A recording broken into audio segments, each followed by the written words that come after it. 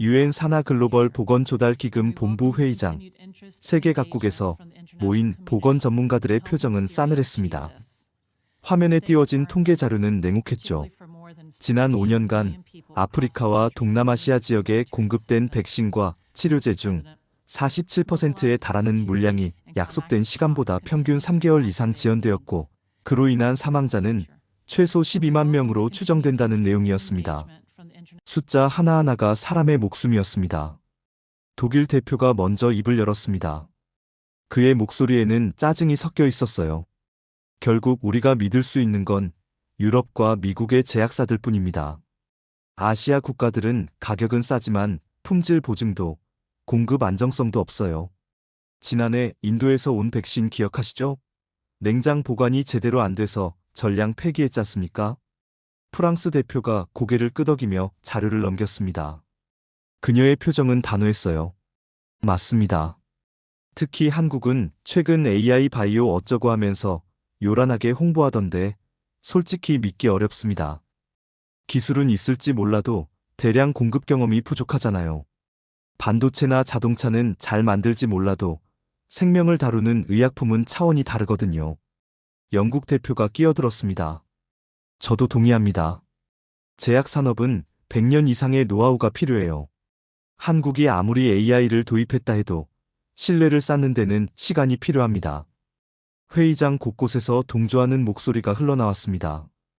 그들의 편견은 견고했어요. 아시아는 저렴한 제조기지일 뿐 첨단 바이오 산업의 주역이 될 수 없다는 고정관념이 팽배했습니다. 그때 회의장 뒤쪽에서 한 남성이 천천히 일어났습니다. 중동계 얼굴에 짙은 눈동자를 가진 그는 유엔 글로벌 보건 조달 기금의 이사, 닥터 아드난 아베드였습니다. 그의 손에는 두꺼운 보고서가 들려 있었죠. 그의 목소리는 낮았지만 단호했습니다. 제가 지난 6개월간 직접 한국의 바이오 생산 시설을 점검했습니다. 여러분이 지금 말하는 그 불안정성, 그 품질 문제, 한국에는 존재하지 않습니다. 회의장이 술렁였습니다. 독일 대표가 미심쩍은 표정으로 물었습니다. 이사님, 그게 정말입니까? 한국이 그 정도 수준이라는 근거가 있습니까? 아시아 국가들을 감싸는 건 좋지만 우리는 데이터를 기반으로 판단해야 합니다. 아드난 박사는 보고서를 테이블에 내려놓았습니다. 그리고 잠시 침묵했어요. 그의 머릿속에는 지난 6개월간의 여정이 주마등처럼 스쳐 지나갔습니다. 인천공항에 처음 도착했을 때의 회의적인 마음, 첫 번째 공장을 방문했을 때의 놀라움, 그리고 점점 커져가는 확신까지요. 자신이 목격한 것은 단순한 제약 산업이 아니었습니다. 그것은 인류를 구원할 시스템이었습니다. 여러분, 제가 본 것을 말씀드리겠습니다. 한국은 여러분이 생각하는 그런 나라가 아닙니다. 저는 30년간 이 분야에서 일했습니다. 유럽의 공장도, 미국의 연구소도, 인도의 제조시설도 전부 봤어요. 하지만 한국에서 본 것은 그 모든 걸 뛰어넘었습니다. 프랑스 대표가 의자를 앞으로 당기며 물었습니다. 구체적으로 어떤 점이 다릅니까? 모든 게 다릅니다. 속도, 품질, 안정성, 그리고 가장 중요한 시스템 전체가요. 과연 아드난 박사는 한국에서 무엇을 목격했던 걸까요? 그리고 그보다 앞서 수많은 글로벌 전문가들이 한국의 바이오 시스템을 경험하며 느꼈던 충격은 무엇이었을까요? 그 이야기, 지금 바로 시작합니다. 저는 엘리아스 손이라고 합니다. 세계 3대 바이오 벤처 투자 펀드 중 하나인 레거시 펀드를 25년 전에 창립했죠. 보스턴 본사에서 시작해서 지금은 런던, 싱가포르, 샌프란시스코에 지사를 두고 있습니다. 그동안 제가 투자한 바이오 기업만 112개, 그중 상장에 성공한 기업이 38개입니다. 투자 성공률 33%죠. 업계 평균이 15%인 걸 생각하면 나쁘지 않은 성적입니다. 제 판단이 틀린 적은 거의 없었어요. 2010년대 초반 모두가 줄기세포 치료제에 열광할 때 저는 유전자 치료제에 투자했습니다. 2015년 사람들이 블록체인 바이오에 미쳐 있을 때 저는 AI 신약 개발에 베팅했어요. 그리고 전부 적중했습니다. 월스트리트 저널에서 저를 바이오 투자의 귀재라고 불렀죠. 솔직히 기분 나쁘지 않았습니다. 그런 제가 한국의 AI 바이오 얼라이언스 발대식 소식을 들었을 때 솔직히 웃음이 나왔습니다. 때는 이른 봄이었어요. 보스턴 본사 사무실에서 모니터를 보고 있었죠. 또 시작이네. 아시아 국가들이 늘 하는 쇼잖아. 제 파트너인 데이비드가 커피를 마시며 자료를 보더니 말했습니다. 한국 정부가 향후 10년간 5조 원을 투자한다는데요. 엄청난 금액 아닙니까? 저는 계산기를 두드렸습니다. 5조 원? 그거 우리 돈으로 얼마야? 35억 달러 정도? 쏜. 이거 화폐 단위 때문에 크게 보이는 거야. 미국 빅파마 하나가 1년에 쓰는 연구개발비가 50억 달러야.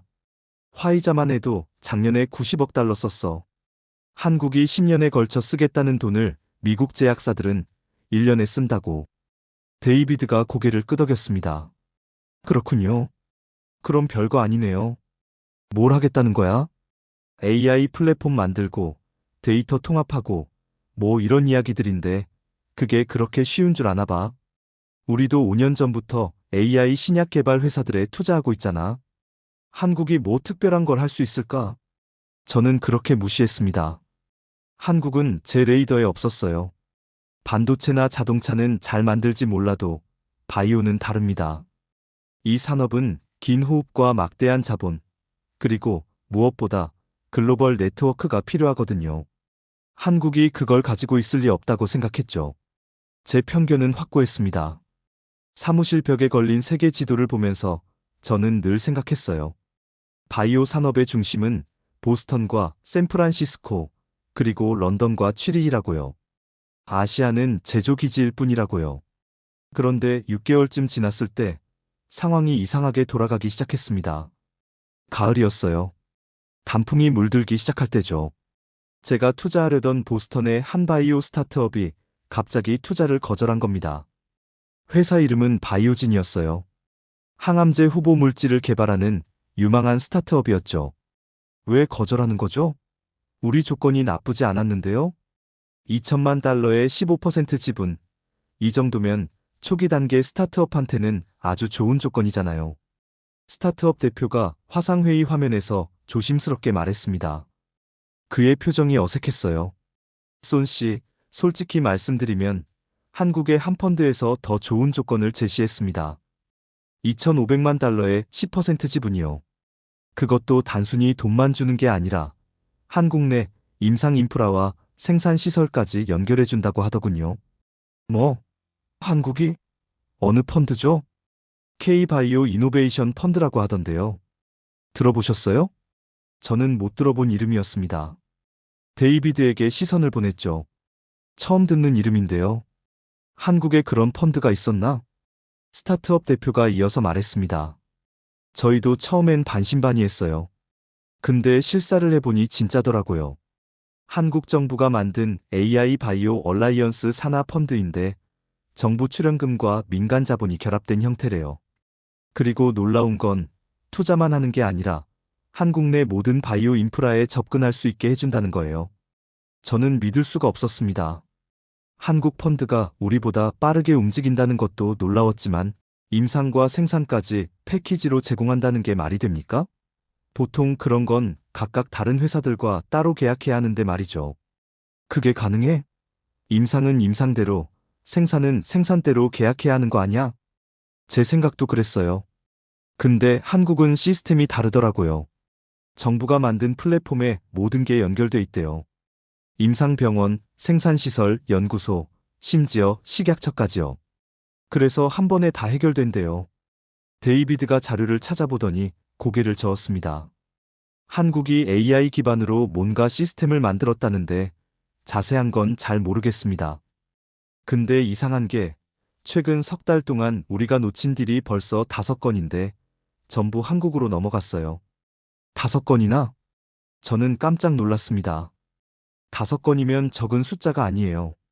레거시 펀드는 1년에 평균 20건 정도 투자합니다.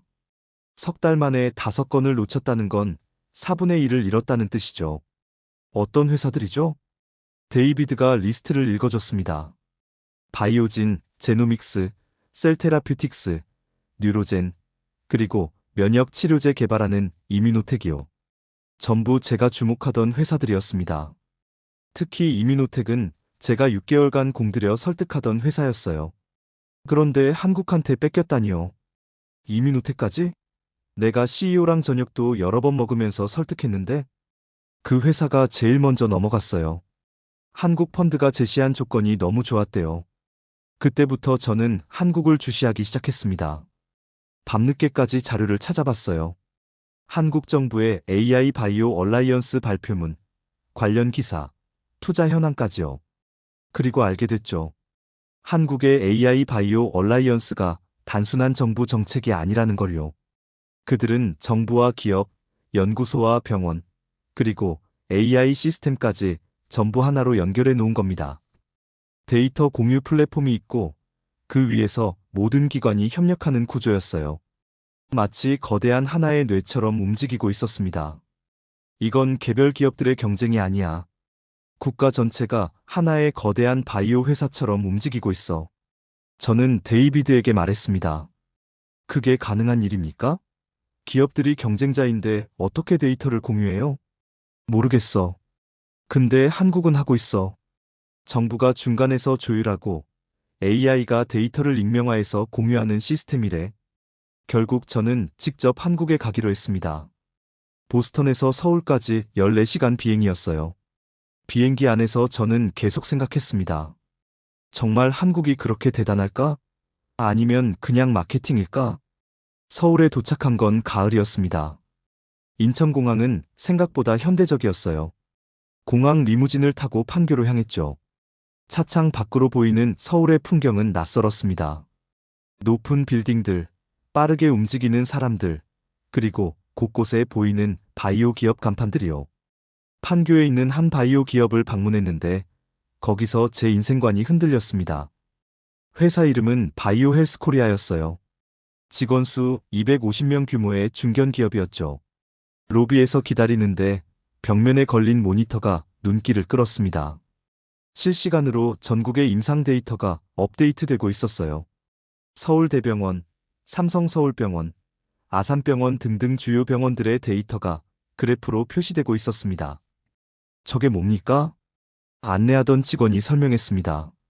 저희 회사가 진행 중인 임상시험들의 실시간 모니터링 대시보드입니다.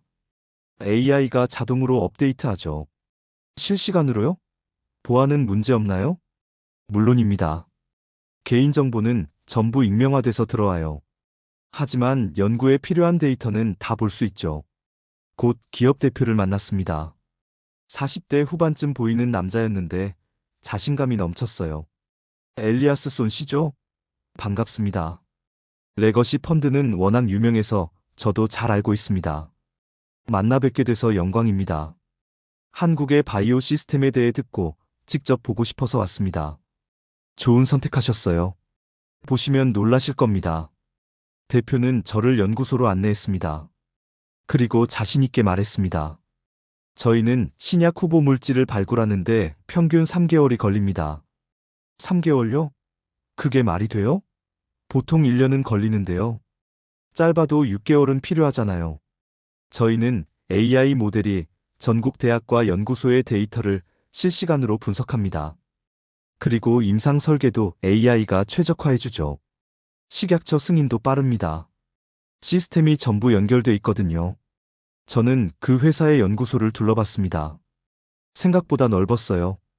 연구원들이 각자 모니터 앞에 앉아 있었는데 모두가 같은 플랫폼을 사용하고 있었습니다. 한 연구원이 데이터를 입력하면 그게 실시간으로 다른 기관과 공유되고 AI가 그걸 분석해서 다시 피드백을 주는 구조였어요. 한 연구원 옆에 서서 물었습니다. 지금 뭘 하고 계신 겁니까? 당뇨병 치료제 후보 물질을 스크리닝하고 있습니다. 이 화면에 보이는 게 전국 15개 대학 연구소에서 보내온 화합물 데이터예요. AI가 이 중에서 가장 가능성 높은 걸 추천해 줍니다. 15개 연구소요? 전부 이 데이터에 접근할 수 있습니까? 승인을 받으면 가능합니다. 보통 이틀이면 승인 나와요. 이틀이요? 미국에서는 다른 기관 데이터에 접근하려면 몇 달씩 걸립니다. 계약서 쓰고 법무팀 검토받고 보안 승인받고 그러다 보면 6개월은 훌쩍 지나가죠. 이게 정말 작동해요? 대표가 자신있게 대답했습니다. 물론입니다. 작년에 저희가 개발한 항암제 후보 물질이 미국 FDA 패스트트랙에 지정됐어요. 개발 시작한 지 2년 만에요. 2년이라고요? 저는 할 말을 잃었습니다. 보통 신약 개발은 10년이 걸립니다. 전임상에 3년, 임상 1상에 2년, 임상 2상에 3년, 임상 3상에 2년 이렇게 하다 보면 10년은 금방이에요. 2년이면 전임상도 제대로 못 끝내는 시간인데 벌써 FDA 패스트트랙이라니요. 어떻게 그게 가능하죠? 시스템이 다르니까요. 미국은 각 단계를 순차적으로 진행하잖아요.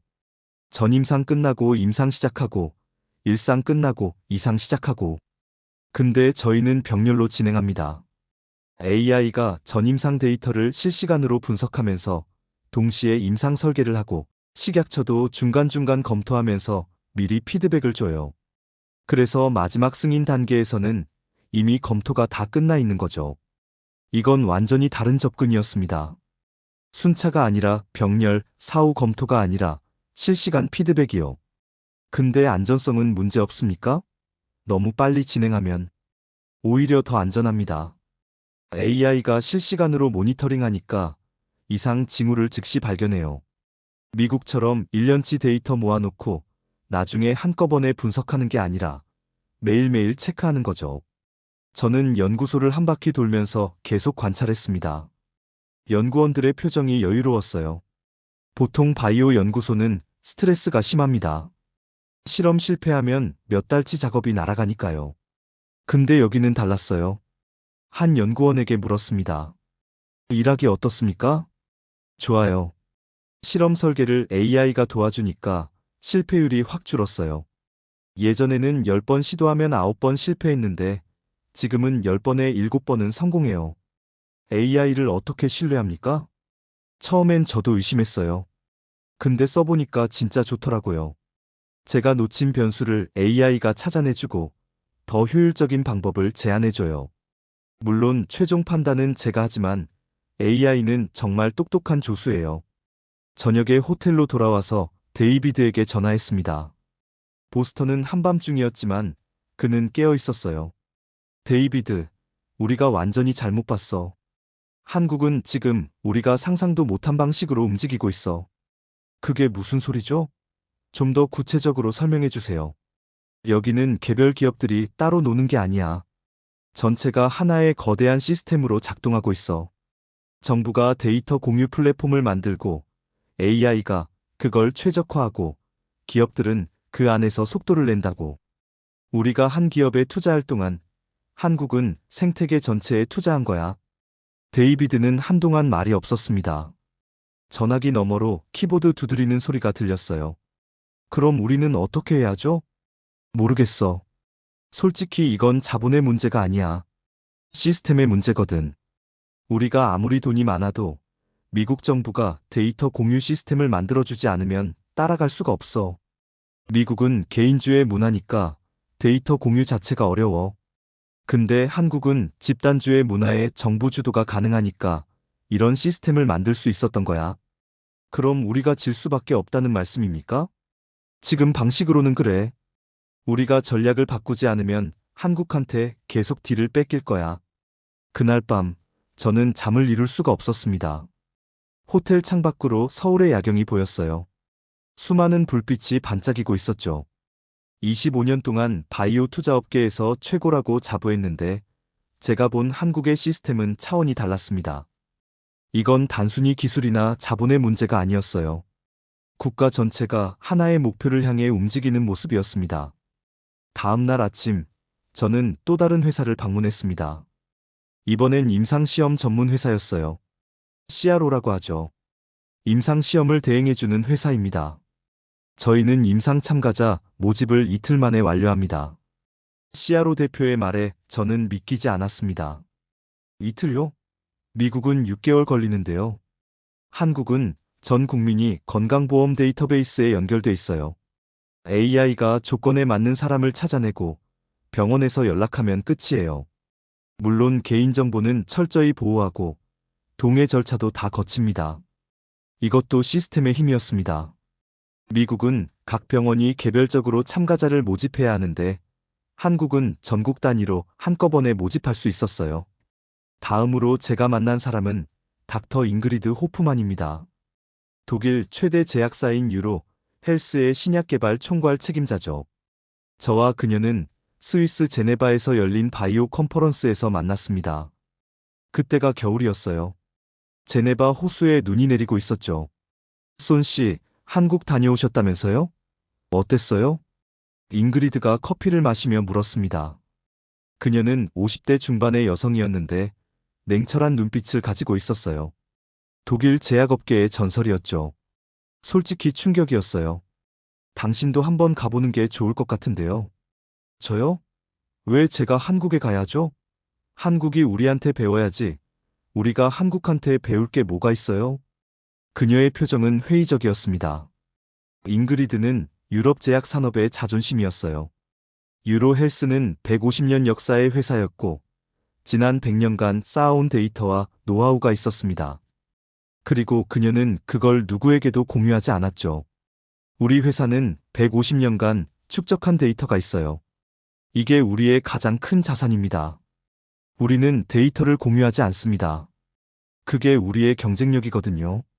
잉그리드의 철학은 명확했습니다. 데이터 독점이 곧 경쟁력이라는 거였죠.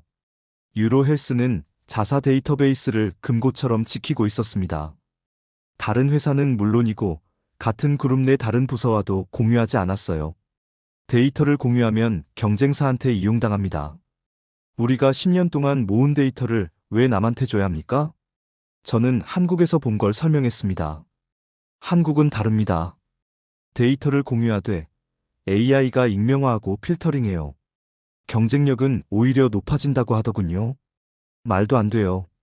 데이터를 공유하면 경쟁력이 약화되는 게 당연하잖아요. 그런데 석 달 뒤 잉그리드에게서 급하게 연락이 왔습니다. 목소리가 다급했어요. 손 씨, 큰일 났어요. 한국 회사 하나가 우리가 10년 동안 개발하던 당뇨병 신약과 거의 똑같은 메커니즘의 약을 개발했대요. 근데 임상 속도가 우리보다 2배 빠르답니다. 벌써 임상 이상까지 갔다고 해요. 그게 가능해요? 당신들이 10년 했다면서요? 저도 믿기지 않아요. 우리가 10년 동안 한 걸 한국은 5년 만에 따라잡았어요. 아니, 추월했습니다. 우리는 아직 임상 1상인데 한국은 벌써 이상이래요. 그래서 제가 직접 한국에 가보려고요. 뭔가 비밀이 있을 거예요. 잉그리드는 서울에 도착해서 그 회사를 방문했습니다. 회사 이름은 JK 파마였어요. 그리고 그녀가 본 것은 자신의 모든 신념을 뒤흔드는 광경이었죠. 회사 연구소에 들어서자마자 거대한 모니터가 눈에 들어왔습니다. 화면에는 실시간으로 데이터가 흐르고 있었어요.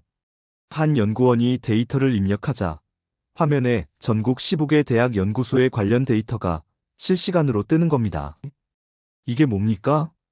잉그리드가 독일어로 중얼거리더니 영어로 물었습니다.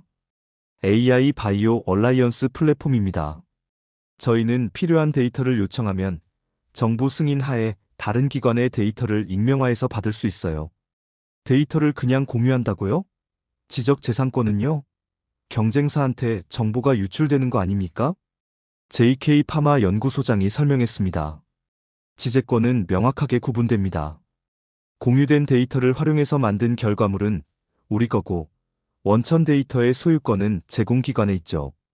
그리고 AI가 중간에서 데이터를 익명화하고 필터링합니다. 경쟁사가 봐도 어느 회사 데이터인지 모르고 핵심 영업 비밀은 공유되지 않아요. 하지만 이 시스템 덕분에 연구 속도가 몇 배는 빨라졌어요. 잉그리드는 충격을 받았습니다.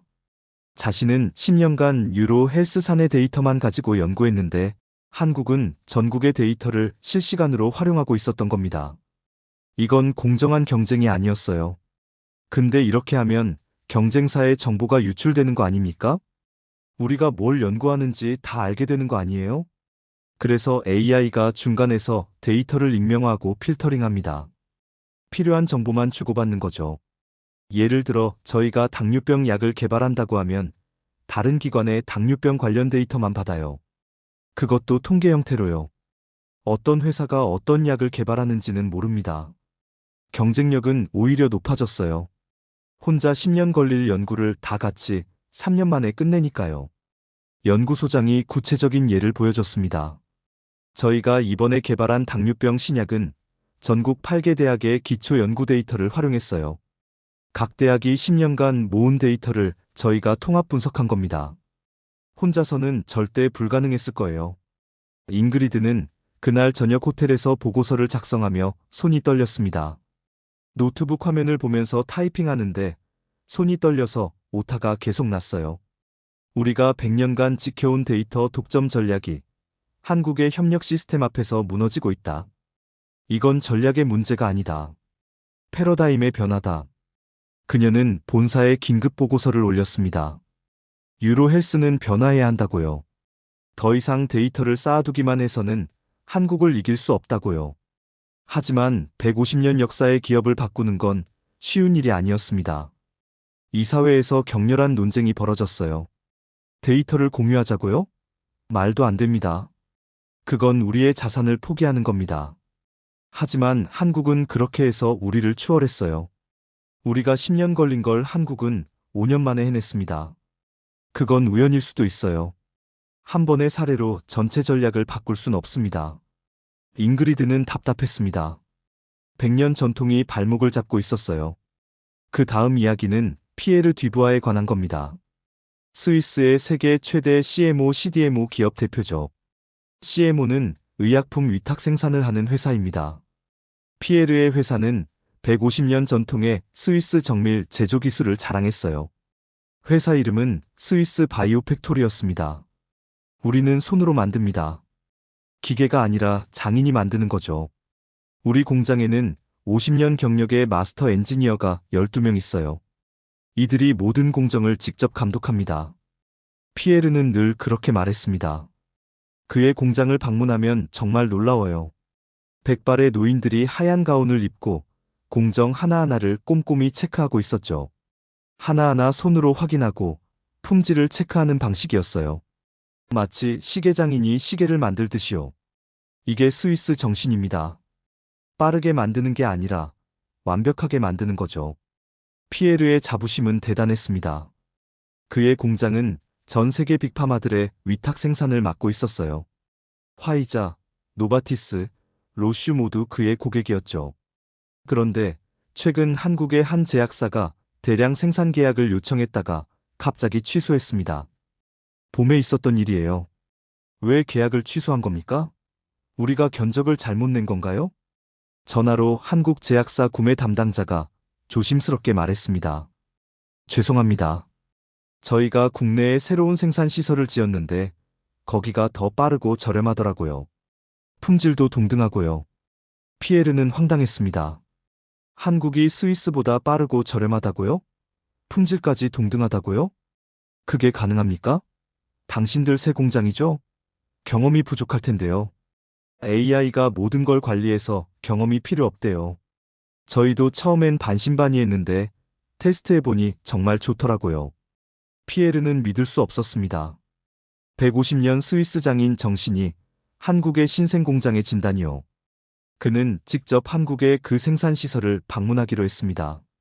진실을 확인해야 했어요. 인천에 있는 대규모 바이오 생산 단지였죠. 공항에서 40분 거리였어요. 도착해서 보니 엄청나게 큰 건물이었습니다. 축구장 10개는 들어갈 크기였어요. 여기가 공장입니까? 피에르는 놀랐습니다. 공장 안에 사람이 거의 없었거든요.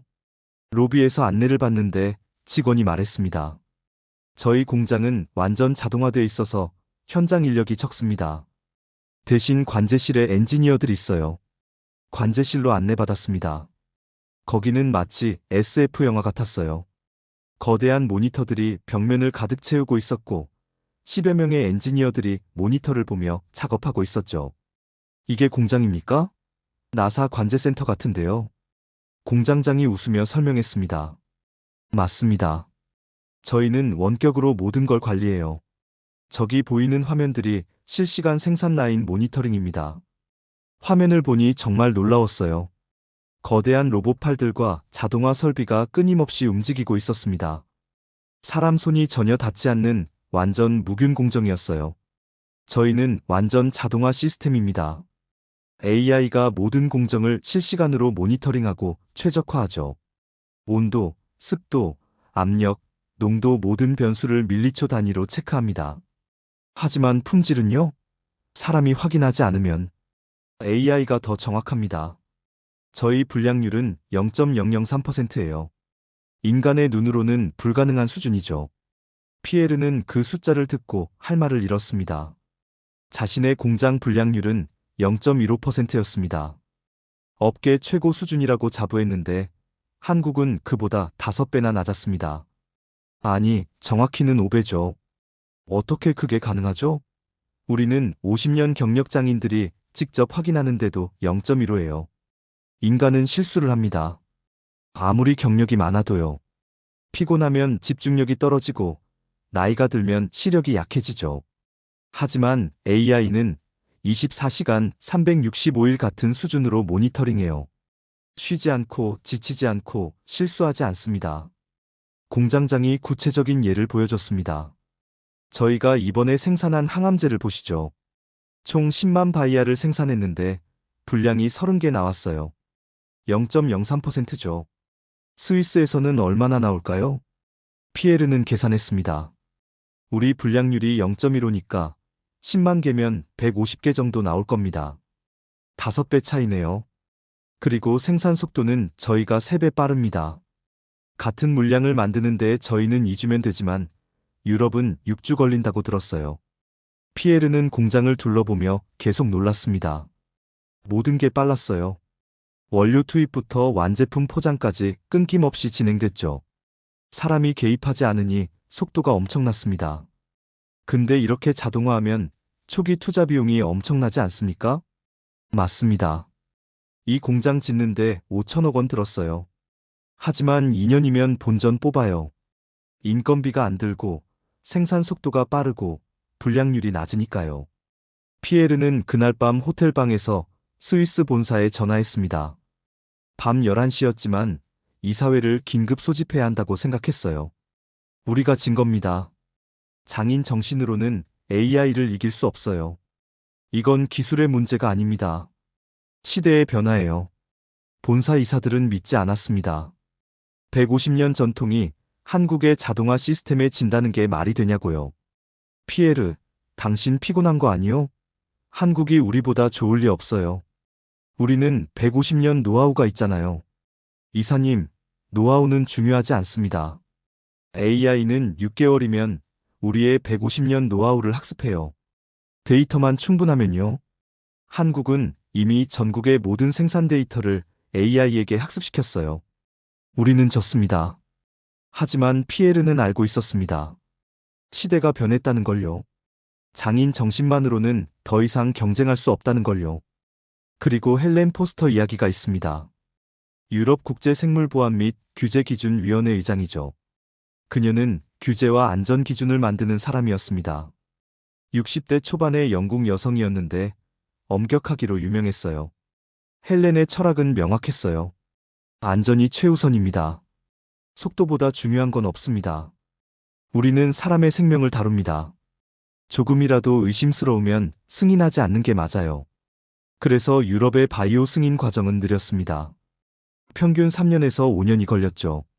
서류 검토에 1년, 데이터 분석에 1년, 전문가 회의에 6개월, 최종 승인에 6개월, 이렇게 하다 보면 3년은 금방이었어요. 하지만 그게 맞다고 생각했어요. 안전을 위해서는 시간이 필요하다고요. 유럽이 미국보다 승인이 느린 건 사실입니다. 하지만 안전하죠. 우리는 승인 후 문제가 생긴 적이 거의 없어요. 헬렌은 자부심이 있었습니다. 유럽의 약품 안전 기록은 세계 최고였으니까요. 그런데 한국이 새로운 백신을 1년 만에 승인했다는 소식을 들었습니다. 여름에 있었던 일이에요. 1년? 그게 가능해? 안전 검증도 제대로 안 했을 텐데. 한국은 무책임해요. 헬렌은 한국 식약처에 공식 서한을 보냈습니다. 승인 과정에 대한 자세한 설명을 요청했죠. 그리고 한국의 초대를 받아 직접 방문하게 됐습니다. 한국식약처는 세종시에 있었어요. 서울에서 기차로 1시간 거리였죠. 도착해서 보니 현대적인 건물이었습니다. 어서 오세요, 헬렌 의장님. 기다리고 있었습니다. 식약처 심사관이 헬렌을 맞이했습니다. 그리고 그곳에서 자신이 상상도 못한 시스템을 목격했죠. 저희는 AI가 실시간으로 임상 데이터를 분석합니다.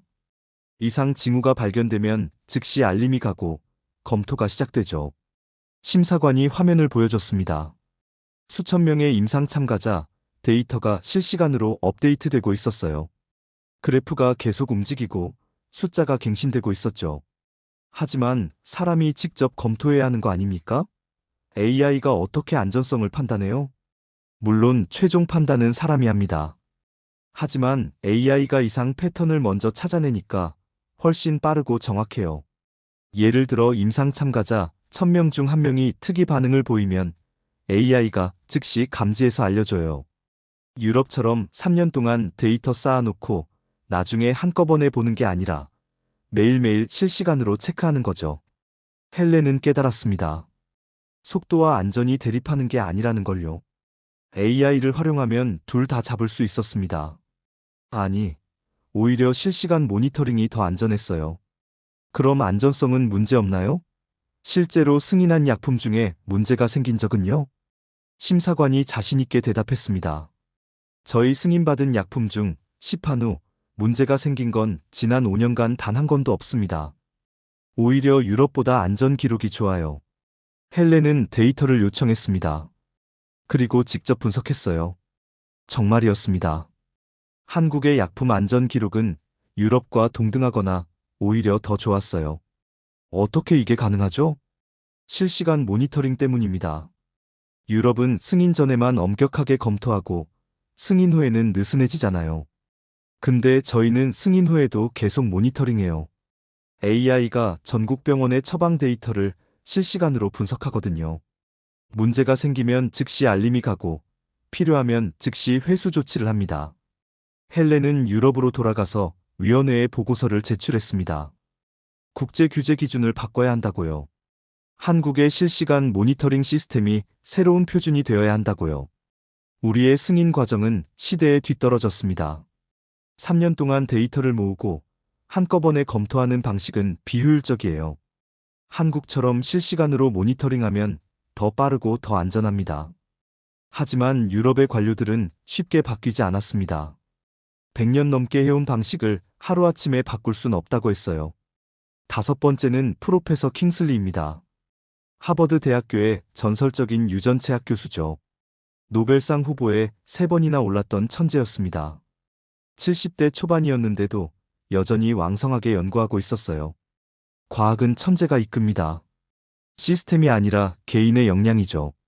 아인슈타인이 상대성 이론을 발견한 건 시스템 때문이 아니에요. 그의 천재성 때문이죠. 킹슬리 교수는 늘 그렇게 말했어요. 그는 개인 천재주의를 강하게 믿었습니다. 실제로 그의 연구실에서 배출된 제자들이 세계 각지에서 교수가 되고 노벨상을 받았어요. 그의 연구실 출신이라는 것만으로도 학계에서 인정받았죠. 제 연구실에는 최고의 학생들만 받습니다. IQ 150 이상, 수학 천재, 이런 학생들이요. 평범한 학생들은 받지 않아요. 킹슬리 교수의 연구실은 하버드에서도 들어가기 가장 어려운 곳이었습니다. 1년에 2~3명만 받았고 경쟁률은 100대 1이 넘었어요. 그런데 최근 한국의 한 대학원생이 킹슬리 교수가 10년간 연구하던 주제에 대해 먼저 논문을 냈습니다. 네이처에 실렸어요. 유전자 편집 기술에 관한 획기적인 논문이었죠. 이게 어떻게 된 겁니까? 이 주제는 내가 10년 전부터 연구하던 건데. 킹슬리 교수는 그 논문을 읽고 경악했습니다. 수준이 높았거든요. 단순한 행운이 아니라 체계적인 연구의 결과물이었어요. 데이터 분석도 훌륭했고 논리 전개도 탄탄했습니다.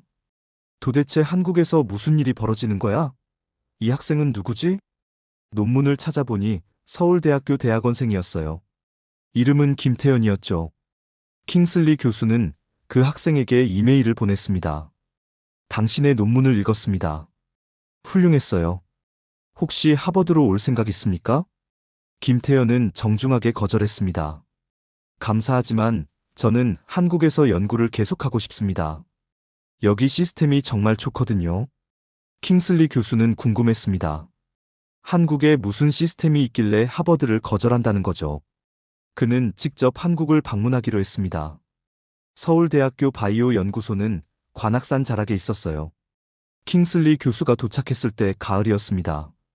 단풍이 아름다웠죠. 그곳에서 만난 김태현은 킹슬리 교수가 예상했던 천재 타입이 아니었습니다. 평범해 보였어요. IQ가 특별히 높아 보이지도 않았고 말투도 조심스러웠습니다. 어떻게 이 연구를 이렇게 빨리 끝냈죠? 저는 10년 동안 연구했는데요. 김태현이 조심스럽게 대답했습니다. 저 혼자 한 게 아닙니다. AI 바이오 얼라이언스 플랫폼을 사용했어요.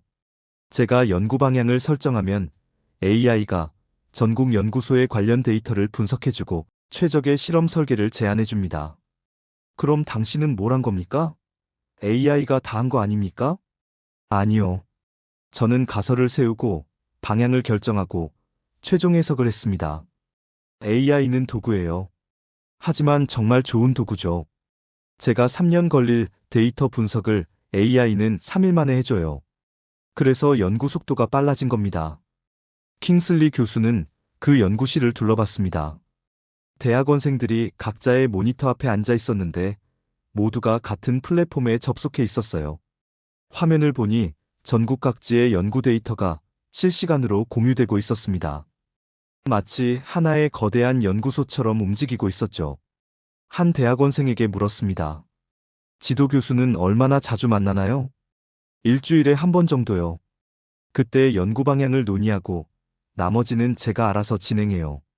AI가 도와주니까 막히는 게 별로 없어요. 킹슬리 교수의 연구실에서는 상상도 못할 일이었습니다.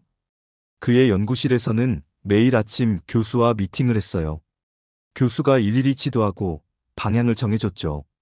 학생은 그냥 시키는 대로 실험만 했습니다. 이건 개인 천재의 시대가 아니군요. 집단 지성의 시대네요. 킹슬리 교수는 인정할 수밖에 없었습니다.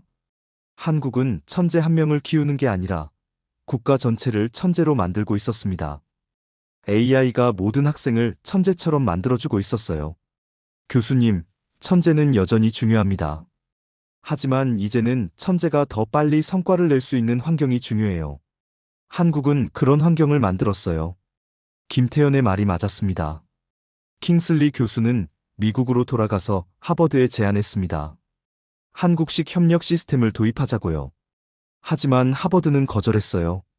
우리는 개인 천재를 키우는 곳입니다. 시스템에 의존하는 건 하버드 방식이 아니에요. 6번째 이야기는 제임스 피츠제럴드입니다. 영국의 권위 있는 경제 전문지 이코노미스트 수석 편집장이죠. 50대 중반의 영국 신사였는데 냉철한 분석으로 유명했어요. 그는 매년 글로벌 바이오 산업 전망 보고서를 작성했습니다. 이 보고서는 업계 필독서였어요. 정부와 기업들이 투자 결정을 할 때 이 보고서를 참고했죠. 향후 10년간 바이오 산업은 미국과 유럽이 주도할 것입니다. 아시아는 제조기지로서의 역할에 그칠 것입니다. 제임스는 늘 그렇게 썼어요. 한국은 그의 보고서에서 늘 5위권 밖이었습니다. 작년 보고서에서 한국은 8위였어요. 미국, 유럽, 일본, 싱가포르, 중국, 인도, 스위스 다음이었죠. 그런데 최근 통계를 보고 깜짝 놀랐습니다. 가을에 발표된 무역 통계였어요. 한국의 바이오 수출이 작년 대비 68% 증가했다고? 이게 맞아? 조수에게 확인을 시켰습니다. 네, 맞습니다. 한국관세청 발표예요. 작년 수출액이 130억 달러였는데 올해는 218억 달러래요. 68% 증가죠. 제임스는 믿을 수가 없었습니다. 68% 증가는 폭발적인 성장이었습니다. 보통 바이오 산업은 1년에 10% 성장하면 좋은 거예요. 68%는 거의 2배 가까이 뛴 겁니다. 뭔가 잘못된 거 아니야? 통계 오류거나 일회성 계약이거나. 아닙니다. 분기별로 다 증가했어요. 1분기 52%, 2분기 65%, 3분기 72%요. 오히려 가속이 붙고 있었습니다. 제임스는 직접 한국에 와서 취재를 시작했어요. 뭔가 큰 변화가 일어나고 있었습니다. 도대체 무슨 일이 벌어진 겁니까? 한국의 한 바이오 기업 대표를 인터뷰했습니다. 30대 후반의 젊은 CEO였어요. 간단합니다. 우리는 빨라졌어요. 연구 속도, 승인 속도, 생산 속도 전부요. 남들이 10년 걸릴 일을 3년 만에 끝내니까 시장을 선점하는 거죠. 하지만 품질은요? 빠르게 하면 품질이 떨어지는 게 당연하잖아요. 그게 옛날 방식이에요. AI 시대에는 빠르면서도 품질이 좋아요. AI가 실시간으로 품질을 체크하니까 오히려 불량률이 낮아졌어요. 저희 불량률은 0.03%예요. 유럽이나 미국보다 낮죠. 제임스는 한국의 여러 기업을 돌아다니며 취재했습니다. 판교, 송도, 오송, 대구 곳곳의 바이오 기업들을 만났어요. 그리고 깨달았죠. 한국이 글로벌 5위권에 진입하는 게 시간 문제라는 걸요. 아니, 이미 진입했을지도 모른다는 걸요. 이건 단순한 성장이 아닙니다. 시스템의 승리예요. 한국은 개별 기업들이 경쟁하는 게 아니라 국가 전체가 협력하고 있어요. 이건 서구 자본주의와는 다른 모델입니다. 제임스는 영국으로 돌아가서 특집 기사를 썼습니다. 한국의 바이오 혁명이라는 제목으로요. 15페이지 분량의 심층 보고서였죠. 한국의 K바이오는 단순한 산업이 아니다. 이것은 국가주도 혁신의 새로운 모델이다.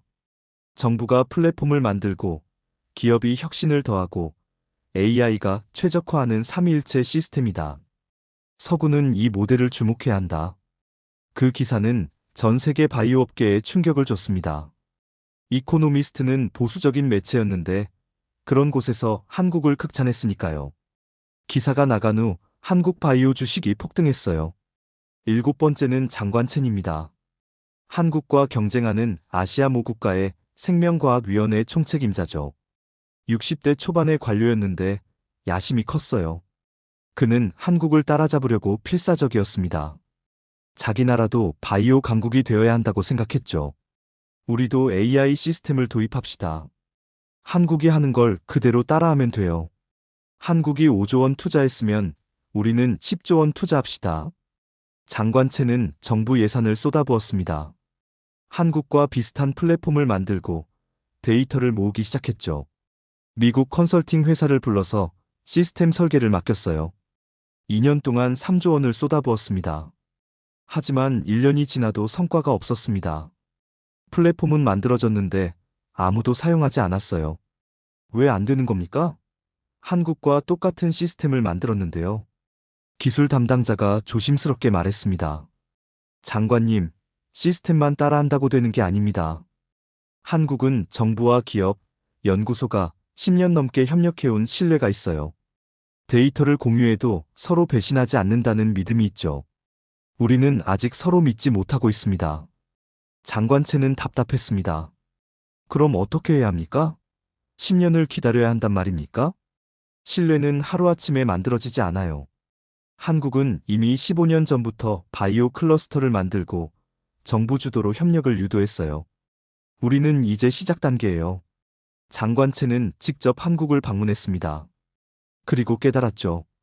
한국의 성공은 기술이 아니라 문화였다는 걸요. 서로 데이터를 공유하고 함께 성장하는 문화 말이에요. 판교 바이오 클러스터를 방문했을 때 그는 놀라운 광경을 목격했습니다. 경쟁사인 두 회사의 연구원들이 같은 카페에 앉아 토론하고 있었어요. 저들은 경쟁사 아닙니까? 왜 같이 있죠? 안내하던 직원이 설명했습니다. 여기서는 흔한 일이에요. 같은 플랫폼을 쓰니까 자연스럽게 교류하게 돼요. 핵심 영업 비밀은 공유하지 않지만 기초 연구 데이터나 실험 노하우 같은 건 공유해요. 그게 전체 산업 발전에 도움이 되니까요. 장관체는 이해할 수 없었습니다. 자기 나라에서는 경쟁사끼리 철저히 비밀을 유지했거든요. 심지어 같은 회사 내 다른 팀끼리도 정보를 공유하지 않았어요. 우리는 아직 멀었습니다. 한국을 따라잡는 건 불가능해 보입니다. 장관체는 절망했습니다. 기술은 따라할 수 있어도 문화는 하루아침에 만들어지지 않았으니까요. 그는 돌아가서 다른 전략을 고민했습니다. 한국을 따라잡는 게 아니라 한국과 협력하는 것으로요. 여덟 번째는 이사벨 리베라입니다. 세계 최대 지적재산권 전문 로펌의 최고 고문이죠. 50대 후반의 스페인계 미국인 여성이었는데 특허 전쟁의 여왕이라 불렸어요. 그녀는 수많은 특허 전쟁을 승리로 이끌었습니다. 애플과 삼성의 특허 전쟁에서 애플 편을 맡아 10억 달러 배상 판결을 이끌어냈죠.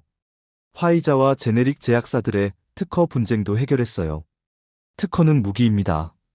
누가 먼저 출원하고 누가 더 넓게 권리를 확보하느냐가 승부를 결정하죠. 특허 전쟁에서 이기려면 세 가지가 필요해요. 빠른 출원, 넓은 권리 범위, 그리고 공격적인 소송 전략이요. 이사벨은 글로벌 제약사들의 특허 전략을 짰습니다. 그녀의 전략은 단순했어요. 가능한 모든 각도에서 특허를 출원하고 경쟁사를 포위하는 겁니다. 그런데 최근 한국 기업들과의 특허 분쟁에서 연속으로 졌습니다. 올해만 5건을 졌어요. 이게 어떻게 된 겁니까? 우리가 5번 연속으로 진다는 게 말이 돼? 부하 변호사가 보고했습니다. 한국 기업들이 AI를 활용해서 특허를 출원합니다. 우리가 특허 하나 내는 동안 한국은 10개를 내요. 그것도 전부 다른 각도로요. 우리가 공격할 틈이 없어요.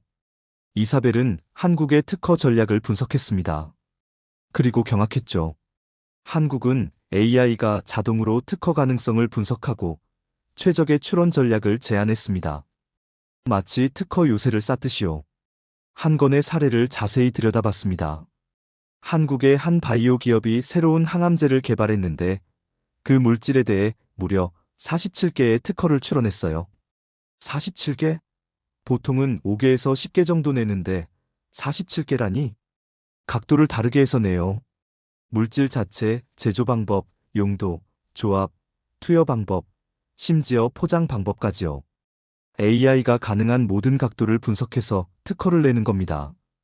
이사벨은 그 특허들을 하나하나 검토했습니다. 놀랍게도 전부 유효했어요. 중복이나 무효 사유가 없었습니다. 이건 인간이 한 게 아니야. AI가 했어. 인간은 이렇게 촘촘하게 특허를 낼 수 없어. 이사벨은 고객사들에게 경고했습니다. 한국 기업들과는 특허 전쟁을 피하십시오. 승산이 없습니다. 그들은 AI로 무장한 특허 요새를 구축했어요.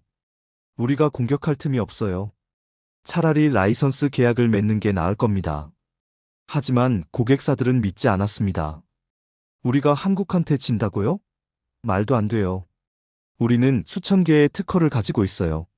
숫자가 문제가 아닙니다. 한국은 전략적으로 특허를 배치해요. 마치 바둑처럼요. 우리가 공격하려고 하면 이미 그 자리에 한국 특허가 있어요. 결국 몇몇 고객사들은 이사벨의 조언을 무시하고 소송을 걸었습니다. 그리고 전부 졌어요. 9번째는 마커스 힐입니다. 실리콘밸리 디지털 헬스 플랫폼 유니콘 기업 매드링크의 CEO죠. 40대 초반의 젊은 기업가였는데 야심이 컸어요. 그는 플랫폼으로 의료 시장을 장악하려 했습니다. 페이스북이 소셜 네트워크를 장악했듯이 매드링크는 헬스케어를 장악하려 했죠. 우리는 데이터를 모읍니다. 환자들의 건강 데이터를 모아서 분석하고 그걸 기반으로 맞춤형 서비스를 제공하는 거죠. 의사와 환자를 연결하고 병원과 약국을 연결하고 보험사와 제약사를 연결해요. 우리가 헬스케어의 페이스북이 될 겁니다. 마커스는 자신만만했어요. 실리콘밸리식 플랫폼 전략이 의료 시장도 먹을 거라고 생각했습니다. 이미 미국에서 1,000만 명의 사용자를 확보했고 기업 가치는 50억 달러였어요. 그런데 한국 시장에 진출했다가 완패했어요. 투자금 2억 달러를 전부 날리고 2년 만에 철수했습니다. 왜 한국에서 안 통하는 겁니까? 미국에서는 대성공인데요. 한국 지사장이 보고했습니다. 한국은 이미 전 국민이 하나의 플랫폼에 연결돼 있습니다. 병원, 약국, 보험사 전부요. 정부가 만든 통합 시스템이 있어요. 우리가 들어갈 틈이 없어요. 한국 사람들은 우리 앱을 깔 필요가 없어요. 이미 다 되고 있으니까요. 마커스는 한국의 디지털 헬스 시스템을 조사했습니다. 그리고 깨달았죠. 한국은 플랫폼이 아니라 인프라를 만들었다는 걸요. 실리콘밸리의 앱 중심 전략과는 차원이 달랐습니다. 한국은 병원에 가면 자동으로 데이터가 통합돼요. 따로 앱을 깔 필요가 없어요. 처방전은 자동으로 약국에 전송되고, 진료비는 자동으로 보험 처리되고, 건강 데이터는 자동으로 개인 계정에 저장돼요. 우리 앱이 할 일이 없어요. 마커스는 절망했습니다. 실리콘밸리식 전략이 한국에서는 통하지 않았어요. 이건 기술 싸움이 아니야. 시스템 싸움이었어. 우리는 앱을 만들었는데 한국은 인프라를 만들었어. 앱으로 인프라를 이길 순 없어. 마커스는 한국 시장을 포기했습니다. 그리고 미국으로 돌아가서 투자자들에게 보고했습니다. 한국은 우리가 상상한 미래를 이미 구현했어요. 10년 후 미국의 모습이 지금의 한국이에요. 우리가 방향을 바꿔야 해요. 그리고 마지막 10번째가 바로 아드난 박사의 이야기입니다. 제가 처음에 말씀드렸던 UN 글로벌 보건조달기금 이사죠. 아드난 박사는 아프리카와 중동의 의료 지원 사업을 30년간 총괄했습니다. 그는 수많은 제약사, 수많은 국가와 협력했지만 늘 실망했어요. 약속한 물량이 제때 오지 않았고 품질도 들쭉날쭉했습니다. 어떤 때는 백신이 상한 채로 도착했고 어떤 때는 아예 오지 않았어요. 도대체 믿을 수 있는 파트너가 없단 말인가? 아드난 박사는 지쳐 있었습니다. 백신 지연으로 아이들이 죽어가는 걸 보면서 무력감을 느꼈죠. 그러던 중 한국의 한 제약사가 제안을 했습니다. 회사 이름은 코리아 바이오팜이었어요. 저희가 안정적으로 공급하겠습니다. AI 시스템으로 생산 계획을 관리하니까 지연이 없어요. 그리고 품질도 보증합니다. 아드난 박사는 반신반의했습니다. 지금까지 수십 개 회사가 같은 말을 했지만 지킨 회사는 없었거든요. 하지만 선택의 여지가 없었어요. 시범적으로 계약을 맺었죠. 아프리카 10개국에 100만 도즈의 말라리아 백신을 공급하는 계약이었습니다. 정말 약속한 날짜에 올까? 아드난 박사는 의심했습니다. 계약서에는 3개월 후 인천항 출항이라고 되어 있었어요. 그는 달력에 표시를 해놓고 기다렸습니다. 놀랍게도 한국 제약사는 약속을 지켰습니다. 정확히 3개월 후, 정확히 약속한 날짜에 100만 도즈가 인천항을 출발했어요. 화물 추적 시스템으로 실시간으로 위치를 확인할 수 있었죠. 정말 왔어. 정말로. 아드난 박사는 믿을 수 없었습니다. 물량이 아프리카에 도착했을 때 그는 직접 확인하러 갔어요. 케냐 나이로비 공항이었죠. 백신 상자를 열어보니 완벽했습니다. 온도 기록계를 확인하니 운송 내내 섭씨 2도에서 8도로 유지됐어요. 품질 검사를 했더니 전부 합격이었습니다. 이게 어떻게 가능하죠? 그것도 석 달 연속으로요. 4개월째, 5개월째, 6개월째 계속 약속을 지켰습니다. 한 번도 지연이 없었고, 한 번도 품질 문제가 없었어요. 이게 어떻게 가능하죠? 아드난 박사는 한국을 방문하기로 했습니다. 직접 보지 않으면 믿을 수 없었어요. 서울에 도착한 건 겨울이었습니다. 눈이 내리고 있었죠. 그는 코리아 바이오팜의 생산시설을 방문했습니다. 인천 송도에 있는 거대한 공장이었어요. 그리고 생산시설을 직접 점검했어요. AI가 실시간으로 생산량과 품질을 모니터링하고 문제가 생기면 즉시 대응하는 시스템이었습니다. 저희는 약속을 지키는 게 최우선입니다. 시스템이 그걸 보장하죠. 공장장이 자신있게 말했습니다. 3개월 전에 주문이 들어오면 AI가 즉시 생산 계획을 세워요. 원료 조달, 생산 스케줄, 물류 계획 전부요. 그리고 매일매일 진행 상황을 체크하죠. 문제가 생기면 즉시 대안을 제시해요. 그래서 지연이 없는 겁니다. 아드난 박사는 관제실을 둘러봤습니다. 거대한 화면에 전 세계 주문 현황이 실시간으로 표시되고 있었어요. 아프리카, 중동, 동남아시아 각지의 주문들이 초록색으로 표시되어 있었습니다. 초록색은 정상 진행, 노란색은 주의, 빨간색은 문제 발생이었는데 전부 초록색이었어요. 문제가 생긴 적은 없나요? 물론 있죠. 지난달에 원료 공급이 이틀 지연된 적이 있어요. 중국 업체가 파업을 해서요. 근데 AI가 즉시 대안업체를 찾아냈고 사흘 만에 원료를 확보했어요. 결국 출하 일정은 지켰습니다. 아드난 박사는 감동했습니다. 이건 단순히 돈을 버는 비즈니스가 아니었어요. 인류를 구하는 시스템이었습니다. 당신들은 생명을 살리고 있습니다. 작년에 당신들이 공급한 백신으로 10만 명의 아이들이 살았어요. 공장장이 겸손하게 말했습니다. 저희는 그냥 약속을 지켰을 뿐입니다. 당연한 일을 했어요. 아드난 박사는 그날 밤 호텔에서 보고서를 작성했습니다. 유엔 본부에 제출할 긴급 보고서였죠. 손이 떨렸어요. 30년 만에 처음으로 희망을 느꼈습니다. 한국을 유엔의 공식 바이오 파트너로 지정해야 합니다. 한국은 약속을 지킵니다. 한국은 생명을 구합니다. 그 보고서가 바로 제가 처음에 말씀드렸던 회의장의 그 순간으로 이어진 겁니다. 제네바 유엔 본부 회의장, 아드난 박사는 강단에 서서 말했습니다. 여러분, 제가 본 것을 말씀드리겠습니다. 한국은 여러분이 생각하는 그런 나라가 아닙니다. 한국은 돈을 벌기 위해 바이오 산업을 키운 게 아닙니다. 인류를 구원할 시스템을 만든 겁니다. 회의장은 조용해졌습니다. 100여 명의 각국 대표들이 숨을 죽이고 들었어요. 독일 대표가 조심스럽게 물었습니다. 그럼 이사님은 한국을 신뢰하신다는 말씀입니까? 신뢰가 아닙니다. 확신입니다. 저는 6개월간 직접 보고 경험했습니다. 한국의 시스템은 세계에서 가장 안정적이고 가장 효율적이며 가장 신뢰할 수 있습니다. 숫자가 증명해요. 한국과 계약한 후 저희 공급 지연율은 47%에서 2%로 떨어졌어요. 품질 불량률은 13%에서 0.5%로 떨어졌습니다. 프랑스 대표가 자료를 넘기며 말했습니다. 하지만 한국은 역사가 짧지 않습니까? 유럽의 제약사들은 100년이 넘는 전통이 중요합니까? 결과가 중요합니까? 저는 결과를 봤습니다. 한국은 약속을 지켰고 생명을 살렸습니다. 그게 전부입니다. 100년 전통이 뭐가 중요합니까? 아프리카 아이들은 전통을 먹고 살 수 없어요. 백신이 필요해요. 그리고 한국은 그 백신을 약속대로 보내줬습니다. 아드난 박사의 목소리는 단호했습니다.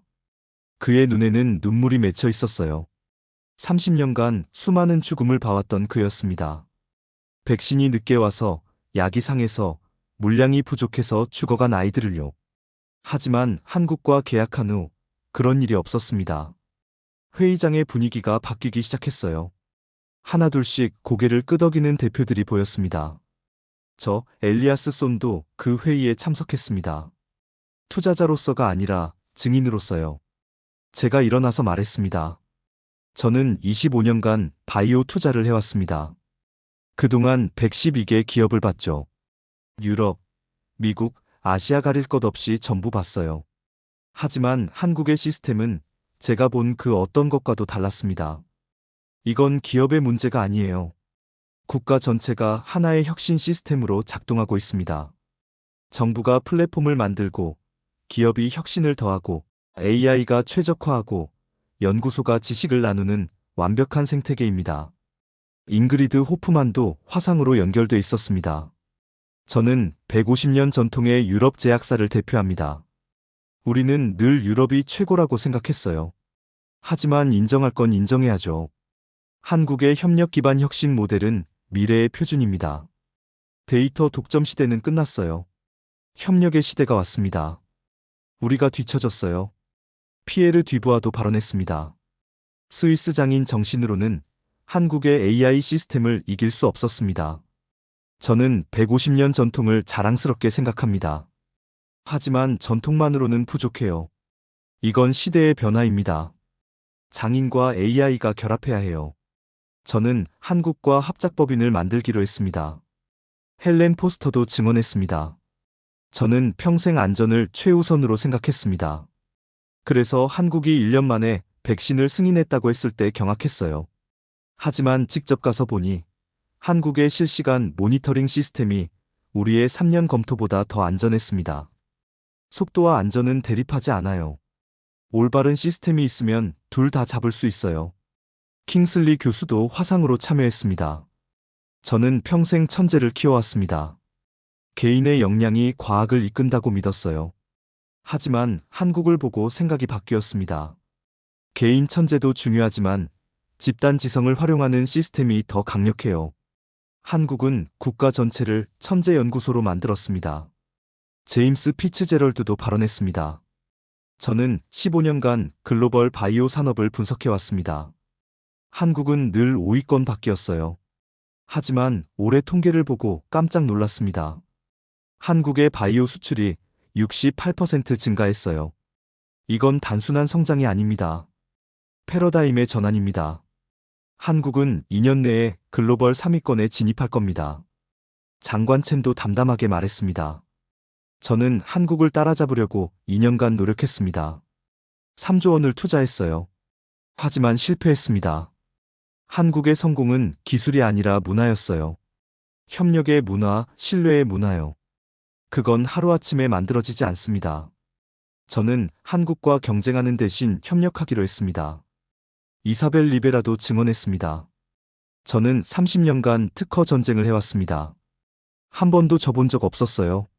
하지만 한국한테 5번 연속으로 졌습니다.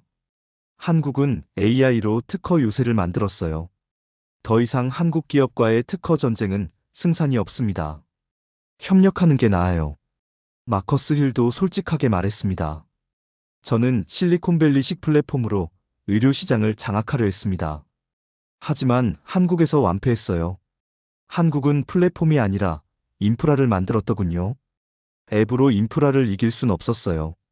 저는 실리콘밸리의 오만함을 버려야 했습니다.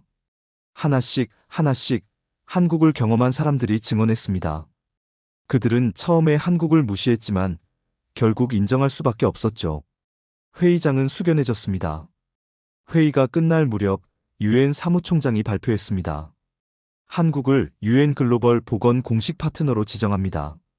그리고 한국의 AI 바이오 시스템을 국제 표준 모델로 권고합니다. 각국은 한국의 사례를 연구하고 자국 실정에 맞게 적용하기 바랍니다. 회의장에 박수가 터져 나왔습니다. 처음엔 회의적이었던 사람들도 이제는 인정하고 있었어요. 독일 대표도, 프랑스 대표도, 영국 대표도 모두 박수를 쳤습니다. 저는 그날 밤 서울행 비행기를 탔습니다. 호텔이 아니라 판교의 한 작은 게스트하우스에 묵기로 했어요. 한국을 더 깊이 이해하고 싶었거든요. 창밖으로 보이는 불빛들이 새로웠습니다. 저 불빛 하나하나가 모두 연결돼 있다는 걸 이제는 알고 있었으니까요. 각각의 회사가, 연구소가, 병원이, 정부기관이 하나의 거대한 네트워크로 연결돼 있었어요. 마치 하나의 거대한 유기체처럼요. 다음 날 아침, 저는 레거시 펀드의 아시아 지사를 서울에 열기로 결정했습니다. 판교 바이오 클러스터 안에 사무실을 얻었어요.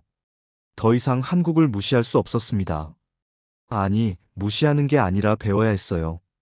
데이비드, 우리 전략을 완전히 바꿔야 해. 개별 기업에 투자하는 게 아니라 생태계에 참여하는 거야. 전화 너머로 데이비드가 한숨을 쉬었습니다. 손 씨, 25년 만에 처음 듣는 말이네요. 당신이 다른 시스템에 합류하겠다니요. 인정할 건 인정해야지. 한국은 우리보다 10년 앞서 있어. 아니, 방향 자체가 달라. 우리가 개인을 키울 때 한국은 생태계를 키웠어. 우리가 경쟁을 강조할 때 한국은 협력을 만들었어. 우리가 독점을 추구할 때 한국은 공유를 선택했어. 잉그리드 호프만도 변화를 시작했습니다. 유로헬스는 한국의 한 바이오 기업과 데이터 공유 협약을 맺었어요. 150년 만에 처음으로 외부와 데이터를 나눈 겁니다. 이사회에서 난리가 났어요. 150년 전통을 버리냐고요. 잉그리드가 전화로 말했습니다. 하지만 저는 확신합니다. 이게 맞는 길이에요. 혼자 100년 가는 것보다 함께 10년 가는 게 나아요. 속도가 생명인 시대니까요. 피에르 듀부아는 한국의 한 자동화 설비 회사와 합작법인을 만들었습니다. 스위스의 정밀함과 한국의 AI를 결합하는 거였죠. 장인 정신을 버리는 게 아닙니다. AI와 결합하는 거예요. 장인의 노하우를 AI에게 학습시키면 그 장인이 100명이 되는 거예요. 헬렌 포스터는 유럽생물보안위원회에 한국식 실시간 모니터링 시스템 도입을 제안했습니다. 3년 검토가 아니라 실시간 검토 시스템으로요. 안전과 속도는 대립하지 않습니다. 기술이 발전하면 둘 다 잡을 수 있어요. 우리의 3년 검토 시스템은 이제 시대에 뒤떨어졌습니다. 킹슬리 교수는 하버드의 한국식 협력 연구 시스템을 부분적으로 도입했습니다. 개인 천재를 키우는 것도 중요하지만 집단 지성을 활용하는 것도 필요하다고 인정한 거죠. 과학의 미래는 협력입니다. 천재 한 명보다 협력하는 100명이 더 강해요. 제임스 피츠제럴드는 이코노미스트의 특집 기사를 연재했습니다. 한국의 바이오 혁명, 그 성공의 비밀이라는 제목으로요. 12회 연재였는데 전 세계 정책 입안자들의 필독서가 됐습니다. 장관채는 한국과의 협력 협정을 맺었습니다. 경쟁이 아니라 협력으로 방향을 바꾼 거죠. 우리는 한국을 따라잡을 수 없습니다. 하지만 함께 갈 수는 있어요. 한국의 시스템을 배우고 우리 상황에 맞게 적용하겠습니다. 이사벨 리베라는 한국 기업들과의 특허 분쟁을 중단하고 대신 특허 공유 협약을 제안했습니다. 싸우는 것보다 협력하는 게 나아요. 특허 전쟁으로 둘 다 지치는 것보다 함께 시장을 키우는 게 낫습니다. 마커스 힐은 매드링크를 한국 시스템과 호환되도록 개편했습니다. 플랫폼 독점이 아니라 시스템 통합으로요. 실리콘밸리의 오만함을 버려야 했습니다. 플랫폼이 전부가 아니에요. 인프라와 협력해야 해요. 그리고 아드난 박사는 전 세계 개발도상국에 한국의 시스템을 소개했습니다. 한국이 유엔과 함께 아프리카의 바이오 생산 시설을 지원하는 프로젝트가 시작됐어요. 케냐, 탄자니아, 에티오피아 세 나라에 한국식 자동화 공장을 짓기로 했습니다. 한국은 기술만 파는 게 아닙니다. 시스템을 나눠요. 공장을 짓고 인력을 교육하고 운영 노하우까지 전수해 줍니다.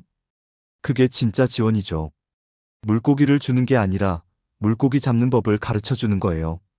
저는 지금 서울에서 이 글을 쓰고 있습니다. 판교 사무실 창밖으로 한강이 보이네요. 강 건너편에 불빛들이 반짝입니다. 저 불빛 하나하나가 모두 연결돼 있고 하나의 거대한 시스템으로 작동하고 있다는 걸 이제는 압니다. 한국의 K-바이오 혁명은 기술의 승리가 아니었습니다. 시스템의 승리였어요. 혼자 잘하는 게 아니라 함께 잘하는 것. 데이터를 독점하는 게 아니라 나누는 것.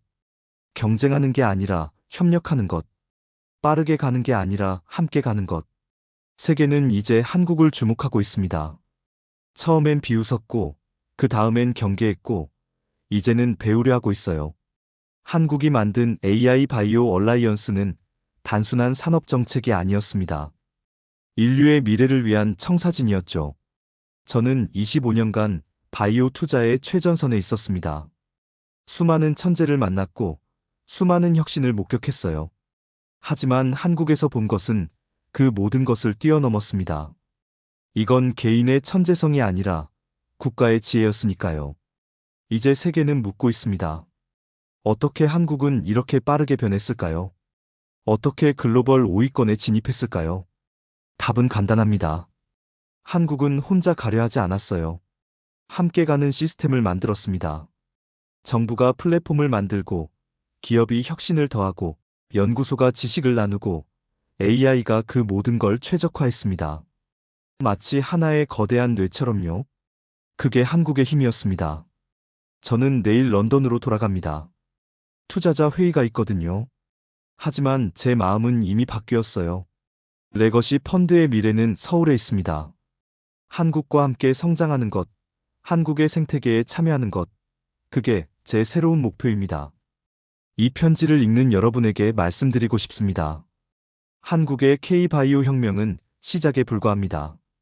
앞으로 10년, 20년 후 한국은 어디까지 갈까요? 저는 확신합니다. 한국은 세계 1위가 될 겁니다. 왜냐하면 한국은 경쟁이 아니라 협력의 힘을 알고 있으니까요.